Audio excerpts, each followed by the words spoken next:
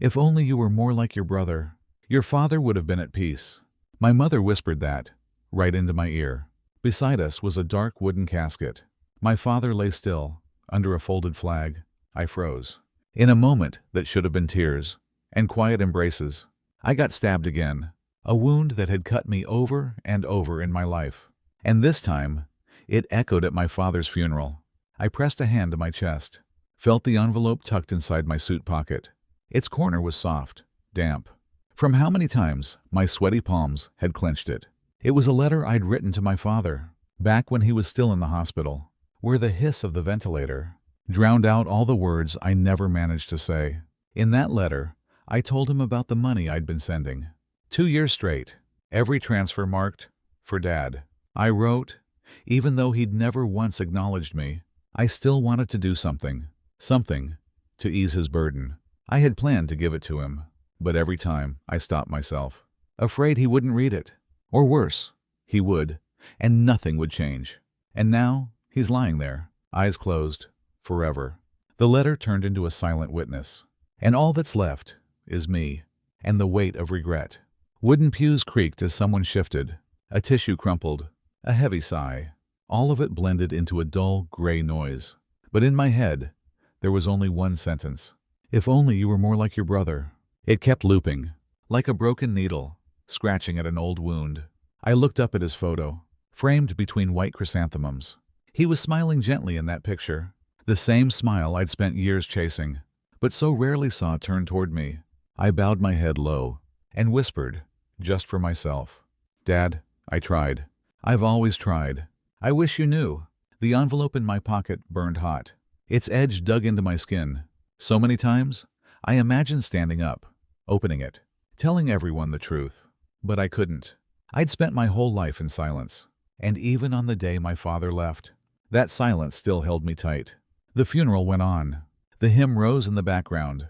But for me, the world had shrunk to one single sentence. A sentence I know I'll carry for the rest of my life. I was born in Beckley, a small town in West Virginia. There, coal dust hung in the air, slipped into people's lungs, even their dreams. My father was a miner, his hands always rough, fingernails black from rock and dirt. My mother worked as a bookkeeper in a tiny office. She saved every penny, counted every dime. We weren't rich, but we weren't starving either. What we lacked was fairness. I was the firstborn. 3 years later, Daniel arrived. If I came into the world quiet, spending hours bent over old computers Dad dragged home from the scrapyard, Daniel was like a lighthouse in the dark. Lively, charming, loved by everyone. From the start, he was the family's pride. And me?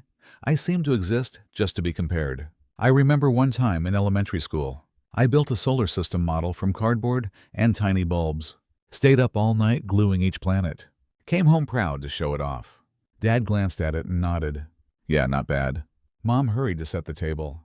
Then Daniel walked in, holding up his bronze basketball medal. The whole house clapped. Dad lifted him up, spun him around. My model sat silent on the table, and later got pushed to the kitchen corner, to make room for a framed picture of Daniel's beaming face. I didn't blame him. Daniel was being himself, loving the spotlight.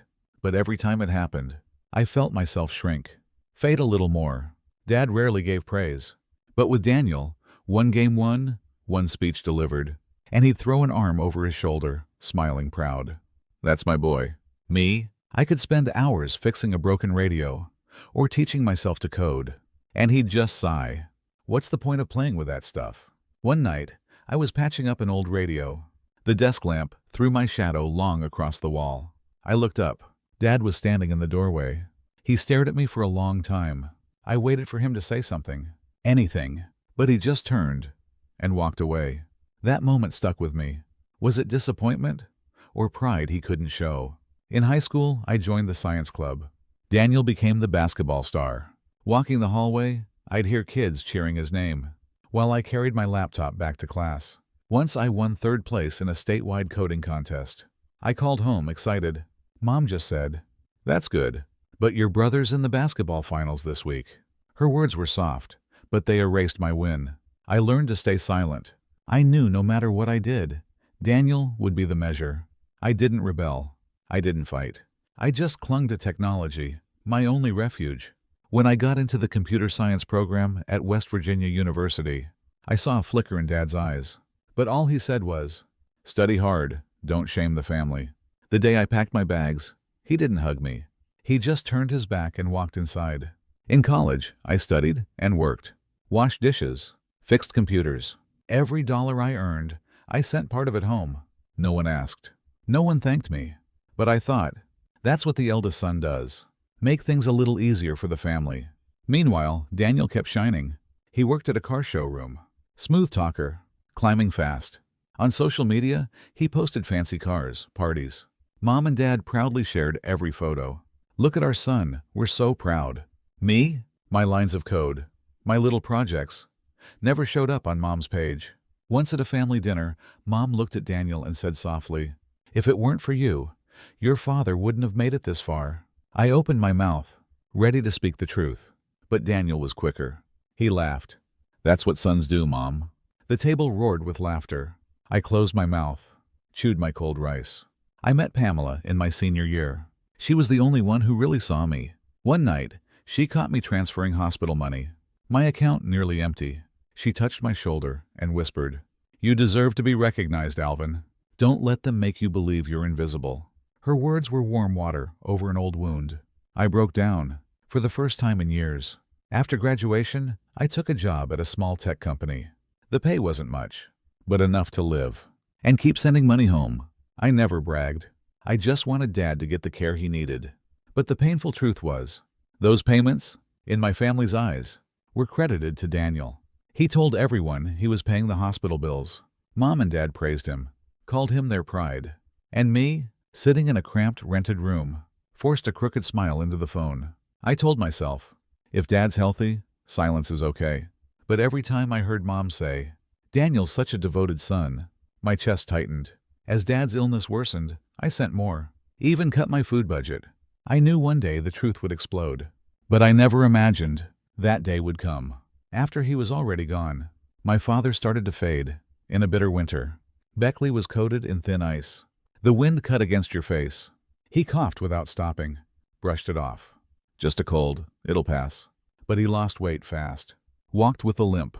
His breathing turned heavy. Mom finally forced him to see a doctor. The result was a knife to the chest. Severe lung disease. Long-term treatment. Expensive. I heard the news from Mom over the phone, her voice trembling. "Your father has to be hospitalized. Daniel said he'll take care of it. You, just focus on your work." I gripped the phone tight. In my rented room, under yellow light, casting long shadows on cracked walls, I said one word, "Okay." Then opened my banking app. Transferred almost all my savings. In the note, I wrote, "For Dad." From then on, my life became a dry loop. Work during the day, fix computers and write code at night. I lived on instant noodles, slept less. Every time I had money, I sent it back. Every transaction carried the same 3 words, "For Dad." One night, scrolling Facebook, Mom had posted a picture. Daniel at the hospital, holding Dad's hand. Under it she wrote, "Our devoted son, carrying all the family's costs. So proud of you." Relatives flooded the comments. "Daniel is amazing. You're so lucky to have a son like him." I stared at the screen, not angry, not jealous, just sad. Sad because the truth had vanished, replaced by a prettier lie. Pamela was beside me, saw my eyes red, put a hand on my shoulder. "You sent money again, didn't you?" I nodded. "They all think it's Daniel?" I gave a crooked smile. "As long as Dad's healthy, it doesn't matter who gets the praise." Pamela didn't argue. She pulled me into her arms. And for the first time in years, I cried.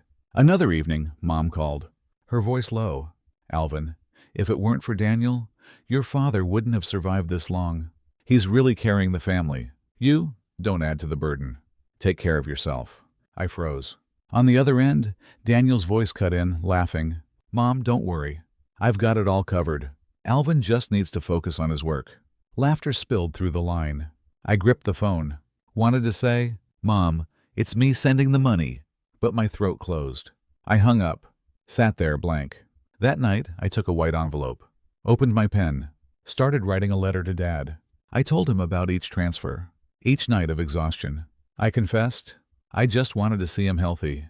Just wanted him to know I loved him too. In my own way, I folded the letter, slipped it into the envelope, put it in a drawer. Someday I'd give it to him. But deep down, I knew I might never be brave enough. Every weekend, I went to visit. The hospital was cold. White hallways stretching forever.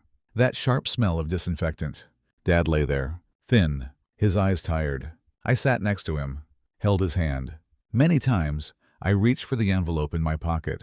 But each time, Daniel walked in, carrying coffee, gifts. Mom would beam. "Daniel's here!" The whole room lit up. I'd pull my hand back, hide the envelope. Once I saw Daniel sitting in the hallway, on the phone, his voice low, trembling. "I'll pay it back. Stop pushing me." When he saw me, he hung up, put his confident mask back on. That moment shook me. Maybe all the things he flaunted were just a shell. One dinner at the hospital, Mom spoon-fed Dad and said, "Daniel is the one carrying us. If it weren't for him, your father wouldn't be here." I took a deep breath, opened my mouth. "Mom, actually," but Daniel cut in, holding up his phone. "Mom, let me take a picture. Everyone will feel better seeing this." Mom smiled, nodded. I shut my mouth, swallowed my words, chewed cold rice, my throat bitter. Pamela saw it all. On the way out, she squeezed my hand. "Why do you let them believe that?" I stared at the tile floor, whispered, "Speaking up won't change anything. Dad's still sick. Mom's still proud of Daniel. Sometimes, silence is the only way to keep the peace." "But what about you? Who's going to see you?" I didn't answer. Then, one late night, my phone rang. It was Mom. Her voice broke. "Alvin, your father? He's gone." The phone slipped from my hand. The drawer flew open. The envelope slid out, skidded across the wooden floor, stopped under the photo of Dad smiling on the shelf. I dropped to my knees, picked it up, trembling. The paper's corner bent, marked with my fingers from all those days.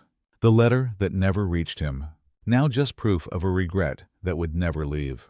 I sat still for hours, the room dark. Only the sound of wind seeping through the door. I thought about all those "for Dad" notes in my banking app. About his eyes the last time at the hospital. Like he wanted to say something, but couldn't. I whispered into the dark, "Dad, I'm your son too. I wish you knew." The funeral was over, but its weight stayed on my chest like a stone. The house in Beckley suddenly felt wide and cold. Once, my father's cough echoed down the hallway. Now, only heavy silence. Everyone kept talking about Daniel. Out in the churchyard, neighbors patted Mom's shoulder. "The younger one's amazing. Took care of everything. You're lucky." Mom wiped her eyes, a flicker of pride shining through. I stood beside her, hands deep in my pockets, feeling completely invisible. In my jacket, the envelope pressed against me, like a wound that wouldn't close. I'd carried it through the whole funeral, never dared to open it. A few days later, we gathered in the living room to discuss hospital and funeral costs. The old wooden table was covered with bills. Mom sighed. "Daniel, I know you've carried so much. I'll try to help, but you'll still have to be the main support." Daniel nodded, calm. I stared at the papers, my chest tightening. Every number tied to nights I'd worked late. To the words "for Dad" I'd typed again and again. I drew a breath, opened my mouth. "Mom, actually, a lot of these aren't." Before I could finish, Daniel cut in. "Don't worry, Mom. I'll handle it. Friends promised to help, and work's going well." Mom gripped his hand, eyes shining. I went silent. The truth swallowed back down. That night, I went to my childhood room. The posters of science projects still on the wall, edges curled from time. I sat on the bed, pulled out the envelope, opened it. "Dad, I'm your son too." The letters trembled. Ink smudged where my sweaty hand had touched it. I read it again, and again. I imagined him holding the letter, looking up at me, smiling, nodding. But that image was only a dream now. I folded the letter, placed it on the desk. From the living room came laughter. Relatives praising Daniel. Empty words echoing like a hollow drum. Those days, Pamela was my only anchor. She came to Beckley with me, helped Mom with small chores. After the funeral dinner, as I quietly stacked chairs, Pamela sat beside me. "You can't stay silent forever," she whispered. "One day, that silence will kill you." I looked up, eyes tired. "If I speak, everything explodes. Mom will hurt more. Daniel will lose face. I don't want the family to fall apart." She held my gaze firm. Your family's been cracked for a long time. They just don't want to see it." I said nothing, but her words stayed all night. A blade stuck in my heart. One evening, Mom cooked dinner after the funeral. Just 3 of us at the table. Mom, Daniel, and me. The air was heavy. Mom looked at Daniel, her voice breaking. "Now that your father's gone, Daniel, you're all I have." I set my chopsticks down, looked straight at her. "Mom, I'm your son too. She cut me off, voice sharp. "Alvin, you're good at your work. But this family needs someone to stand at the front. You know who that is." The room froze. I inhaled hard. The chair screeched as I stood. Silence at the table. "I'm done," I said, and walked out, leaving the dead air behind me. That night, I went to the backyard where Dad used to grow tomatoes. Now the soil was bare, wooden stakes broken. Daniel followed, lit a cigarette, sat down on the steps. He exhaled. "I'm tired." All through the funeral, everyone looking at me. I don't know how long I can keep this up. I sat beside him, watched him for a moment, then said quietly, "You don't have to carry it alone. A lot of this, it isn't yours." Daniel froze. His cigarette fell from his hand. He stared at me, then looked away. A long pause. Finally, he sighed, voice rough. "Don't say anything, brother. It would break Mom." I went numb. He didn't deny it. He knew. He chose silence. In that moment, anger and pity tangled inside me. I wanted to shout at him. And I saw. He was just another son crushed under expectations. I went back to my room, my heart heavy as stone. I opened the envelope. Read every line again. But this time, I didn't fold it right away. My hand shook as I picked up the pen. Under the last line I wrote, "But you never heard." Ink bled into the old words. The letter turned into a cracked mirror. Part love, part regret. I stared at it for a long time, then lowered my face to the desk. Tears seeped into the paper, leaving long, blurred marks. A week after the funeral, Mom called me back to clean out Dad's things. His bedroom still smelled of antiseptic and old smoke. Dim light from the window fell across the dust on everything he'd once touched. Mom set a wooden box on the table, her voice rough. "Your father left a few things. You two, open it together." The old box creaked as the lid lifted. Inside were a chipped lighter, a broken pocket watch, a few worn notebooks, and in the middle, a yellow envelope. My name written on it, clear and firm, to Alvin. I froze. My ears rang. My heart hammered. Daniel's eyes widened too. The cigarette between his fingers shook. I slowly opened the envelope. The paper had yellowed. The handwriting trembled, but still strong. Dad's handwriting. "Alvin, I'm not good at saying things out loud, but I know. I saw you working nights. I saw the notes you sent with the money. Silence doesn't mean I didn't know. That night, I stood in the doorway, watching you fix that old radio. I wanted to step in and praise you, but I turned away. I regret that silence. Remember this. I've always been proud of you. Don't let silence make you think you're not loved. You are my son, just like Daniel." My hands shook. Tears blurred the words.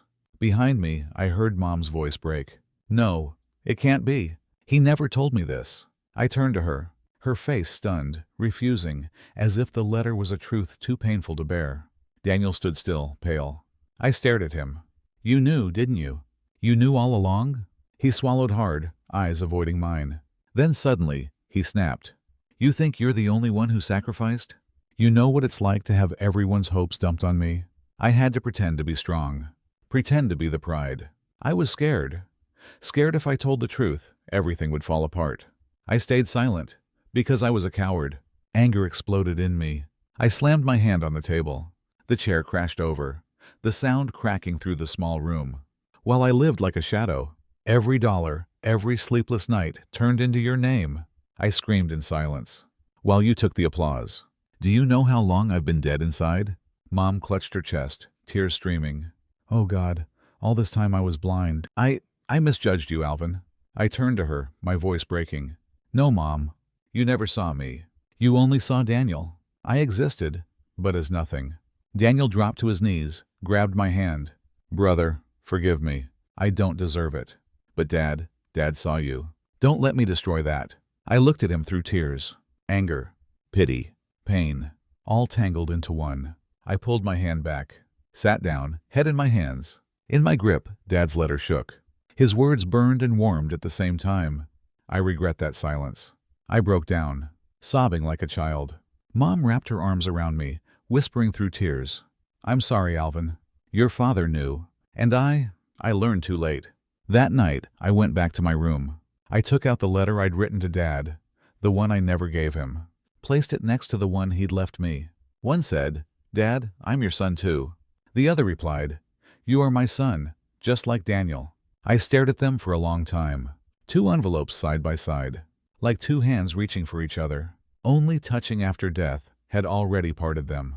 My hand trembled as I picked up the pen. I wrote one more line under my own letter, but you never heard.